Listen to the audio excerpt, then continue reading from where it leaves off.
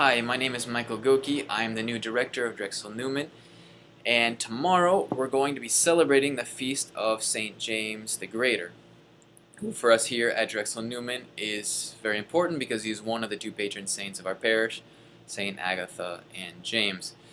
So I want to talk a little bit about his life, and then also, more importantly, invite all those who want to come to Mass tomorrow at 12:05, where we will be celebrating this feast.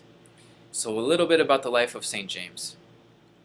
St. James, culturally speaking, is most well known for the Way of St. James, which is a pilgrimage in Spain where thousands of Catholics and even non-Catholics go every year to visit his remains, which are out there in Spain.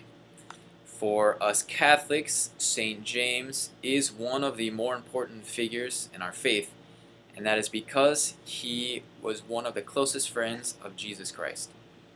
We know that there are a few times in the gospel where Jesus only takes a few of his apostles with him to experience some of the more intimate and intense things that Jesus experienced on this earth, one being the Transfiguration, another being the agony in the garden, and St. James, along with Peter and John, was one of these apostles.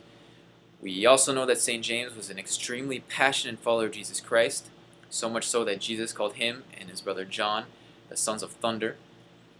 And there's also a passage in the gospel where St. James asks Jesus if they could call fire from heaven to burn some people that rejected Jesus and the gospel message. And of course Jesus rebuked him, and that didn't happen, but it does speak of the passion that James felt in following Jesus Christ and in spreading the gospel message. We also know that St. James was a martyr, and probably the first martyr among the apostles. But I think the thing that St. James can teach us most is how to be ready and willing to follow Jesus Christ. One of the most beautiful passages in the Bible is the calling of St. James and his brother John, where Jesus simply walks up to a boat where St. James, John, and John are fishing with their father, and he says, "Follow me."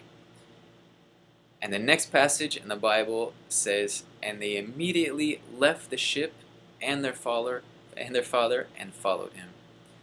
So St. James is an extremely good example of someone who was not afraid of leaving behind their life, family, whatever was necessary to follow the plan of God, to follow Jesus Christ.